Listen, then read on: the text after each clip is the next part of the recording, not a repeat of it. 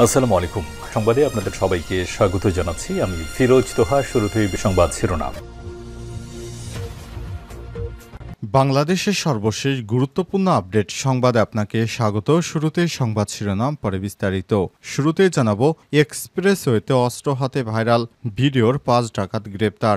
মুন্সিগঞ্জের শ্রীনগরে ঢাকা মা এক্সপ্রেসওয়েতে রাস্তা বন্ধ করে অস্ত্র হাতে ভাইরাল ভিডিওর ডাকাত দলের ৫ সদস্যকে গ্রেপ্তার করেছে পুলিশের সময় এদের কাছ থেকে ৩টি দেশীয় অস্ত্র উদ্ধার করা হয়েছে। বিকেলে পুলিশ সুপারের কার্যালয়ে সংবাদ সম্মেলনে সব তথ্য জানিয়েছেন মুন্সিগঞ্জ পুলিশ সুপার শামসুল আলম সরকার। গত দিবাগত রাতে কেরানীগঞ্জ ও দক্ষিণ কেরানীগঞ্জ এলাকায় অভিযান চালিয়ে তাদের গ্রেপ্তার করা হয়েছে। এরপর জানাবো, বেছে বেছে মসজিদে হামলা চালিয়েছে ইহুদিবাদী হিন্দুত্ববাদী ভারত। শুধু স্কুল কলেজ বা হাসপাতালই নয়, বেছে বেছে মসজিদগুলোতেও হামলা চালিয়েছে ভারত। ইতিমধ্যেই বেশ কয়েকটি মসজিদ ধ্বংস করে দিয়েছে তারা।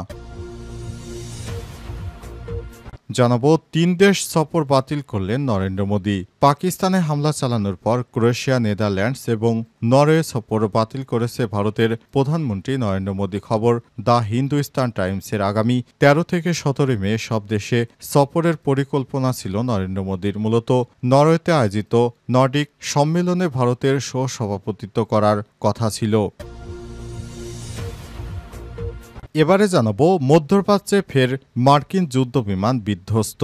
মার্কিন নৌবাহিনীর একটি অত্যাধুনিক F/A-18F সুপার হর্নেট যুদ্ধবিমান লোহিত সাগরে বিধ্বস্ত হয়েছে। যুদ্ধবিমানটি মার্কিন বিমানবাহী রণতরী USS হ্যারি এস ট্রুম্যানে অবতরণের সময় ব্যর্থ হয় এবং পানিতে পড়ে যায়। আজ ৬ মে খবর জানিয়েছে NBC নিউজ এবং দুটি মার্কিন কর্মকর্তা সূত্র। ভারতীয় বিমানের ভাঙা অংশ দেখে কি জানা যাচ্ছে? পাকিস্তান শাসিত কাশ্মীরে গত মধ্যরাতের পর অপারেশন সিন্ধু নামে ভারত যে সামরিক অভিযান চালিয়েছে তার জের ধরে ভারতে অন্তত ৫টি যুদ্ধ বিমানকে ভূপাতিত করা হয়েছে বলে ইসলামাবাদের দাবি। তবে এই দাবির ব্যাপারটি সম্পূর্ণ অস্বীকার করেছে ভারত। এ বিষয়ে ভারত পাকিস্তানের মধ্যে এবার নতুন উত্তেজনা সৃষ্টি হয়েছে। তবে যুক্তরাষ্ট্রের সংবাদ মাধ্যম AP জানিয়েছে, ধ্বংসাবশেষ এই অংশ দেখে মনে হচ্ছে এটি যুদ্ধ বিমানের ভাঙা অংশ। প্রিয় দর্শক, এতক্ষণ শুনছিলেন সংবাদ শিরোনাম, এবারে বিস্তারিত। তবে তার আগে বন্ধুরা, অনুরোধ থাকবে এই সংবাদটিতে একটি লাইক দিন। এই চ্যানেলে আপনি নতুন হয়ে থাকলে আমাদের সংবাদটি দেখতে দেখতে চ্যানেলটি সাবস্ক্রাইব করে রাখুন। কমেন্ট করে বন্ধুরা আপনার মূল্যবান মতামত জানিয়ে দিন আপনি বিশ্বের কোন দেশ থেকে বা বাংলাদেশের কোন স্থান থেকে আমাদের সংবাদটি দেখছেন এবং শুনছেন। আর বন্ধুরা, ভারত পাকিস্তান যুদ্ধে আপনি কোন দেশকে সমর্থন করেন কমেন্ট করে জানিয়ে দিন। এবারে বিস্তারিত। এক্সপ্রেসওয়েতে অস্ত্র হাতে ভাইরাল ভিডিওর ৫ ডাকাত গ্রেপ্তার।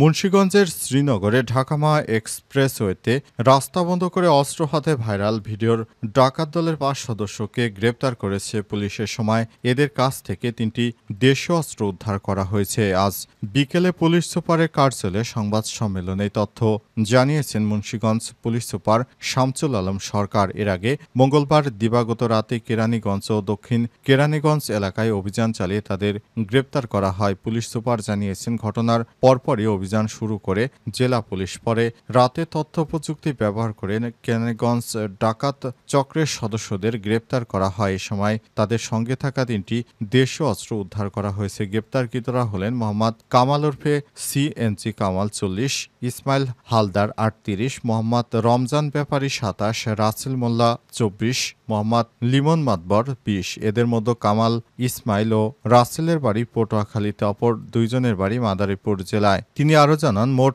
৬ জন সংঘবদ্ধ চক্রটি সেদিন ডাকাতির ঘটনায় জড়িত ছিল। প্রাথমিকভাবে ঘটনায় জড়িত থাকার কথা স্বীকার করেছে গ্রেপ্তারকৃতরা। গ্রেপ্তারকৃত ৫ জনই আন্তজেলা ডাকাত দলের সদস্য। এই ঘটনায় মামলা দায়েরের প্রক্রিয়াধীন। পলাতক আরেকজনকে গ্রেপ্তারে তৎপরতা চলছে। উল্লেখ্য, গত সোমবার দিবাগত রাত ২টার দিকে ঢাকা মা এক্সপ্রেসওয়ের শ্রীনগর উপজেলার উমপাড়া এলাকায় সার্ভিস রাস্তার উপর গাছ ফেলে প্রতিবন্ধকতা সৃষ্টি করে ডাকাত দল। এ সময় ডাকাতরা অস্ত্র উঁচিয়ে দৌড়ঝাঁপ করে গাড়ি থামাতে থাকে। এই ঘটনায় ধরা পড়ে ড্যাশ ক্যামেরায় পরে ডাকাতির চেষ্টায় ভিডিওটি সামাজিক যোগাযোগ মাধ্যমে ব্যাপক ভাইরাল হলে পুলিশ তৎপর হয়ে 5 ডাকাতকে গ্রেপ্তার করেছে।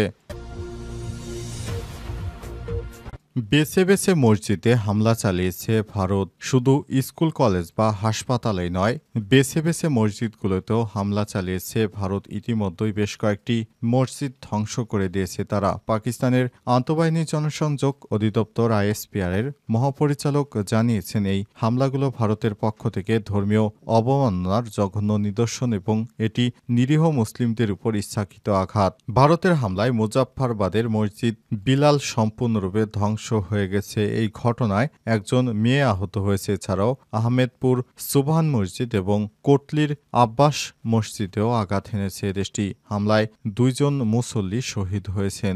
মুরিদকেতের একটি মসজিদেও গুলি চালানো হয়েছে। এদিকে আজাদ কাশ্মীরে ভারতের বর্বর উদ্দেশ্যপ্রণোদিত হামলায় একটি নিষ্পাপ শিশু নিহত হয়েছে। শহীদ শিশুটি ছিল পাকিস্তান সেনাবাহিনীর কর্নেল জহির আব্বাস তুরির পুত্র, যার মৃত্যুতে শোকের ছায়া নেমে এসেছে দেশজুড়ে। পাকিস্তানের সামরিক বাহিনী ISPR এর প্রধান লেফটেন্যান্ট জেনারেল চৌধুরী বলেছেন, ভারতের হামলায় অন্তত 26 জন বেসামরিক নিহত এবং 46 জন আহত হয়েছে। ভারতের সাম্প্রতিক হামলায় আজাদ কাশ্মীরে নীলম ঝেলম বাঁধ ক্ষতিগ্রস্ত হয়েছে বলে জানিয়েছেন তিনি। জেনারেল চৌধুরী আরও বলেছেন, এটি শুধু একটি অবকাঠামো নয়, বরং একটি কৌশলগত সম্পদ, যার উপর হামলা মানে পাকিস্তানের সার্বভৌমত্ব ও নাগরিক জীবনের উপর সরাসরি হুমকি। এই রাজনৈতিক ও সামরিক উত্তেজনার মধ্যেই সাংস্কৃতিক অঙ্গনে দেশের প্রতি অনুগত্য এক উজ্জ্বল দৃষ্টান্ত স্থাপন করেছে বর্ষিয়ান অভিনেতা এবং নির্মাতা শান শাহিদ। তিনি আরও বলেছেন, সোশ্যাল মিডিয়ায় নিজের অটল অবস্থান তুলে ধরে বলেছেন, পাকিস্তানি শিল্পীদের ভারতের সঙ্গে কাজ করা উচিত নয়। তিনি আরও জানিয়েছেন, আত্মমর্যাদা এবং দেশের সম্মান কোনো অর্থ বা বিদেশি খ্যাতির বিনিময়ে বিসর্জন দেওয়া যায় না। 3 দেশের সফর বাতিল করলেন নরেন্দ্র মোদী।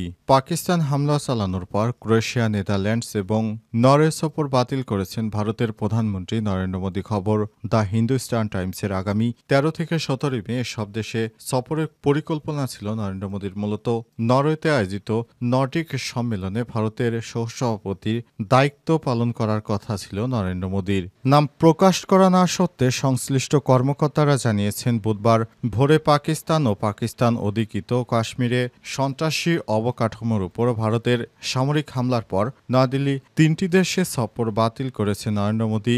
বিদেশ সফর স্থগিতের বিষয়ে সরকারিভাবে এখন পর্যন্ত কোনো কারণ জানানো হয়নি। তবে পাকিস্তান অধিকৃত কাশ্মীরে ভারতীয় সামরিক বাহিনীর হামলার কয়েক ঘন্টা পর তার সফর স্থগিতের এই ঘোষণা এসেছে। পাকিস্তানের 9টি স্থানে ভারতের সেনাবাহিনীর অপারেশন সিধু নামের এই অভিযানের প্রশংসা করেছেন মোদী। মন্ত্রিসভার বৈঠকে ভারতের 3 বাহিনীর যৌথ এই অভিযানকে গর্বের মুহূর্ত বলে ভূয়সী প্রশংসা করেছেন তিনি। ভারতের এই প্রধানমন্ত্রী, পাকিস্তানে নিখোঁজ এবং সুপরিকল্পিত অভিযান পরিচালনা করা হয়েছে বলে মন্ত্রিসভাকে অবহিত করেন এবং এই অভিযানে ভুল হয়নি এবং সফলভাবে সম্পন্ন হয়েছে বলে জানান তিনি। এই হামলায় ভারতীয় সামরিক বাহিনী মাত্র 25 মিনিটে অন্তত 24টি ক্ষেপণাস্ত্র নিক্ষেপ করেছে। হামলায় পাকিস্তানের কমপক্ষে 70 জন নিহত হয়েছে বলে দাবি করেছে ভারত, যদিও পাকিস্তানের সামরিক বাহিনী বলছে ভারতের হামলায় 26 জন প্রাণহানি ঘটেছে।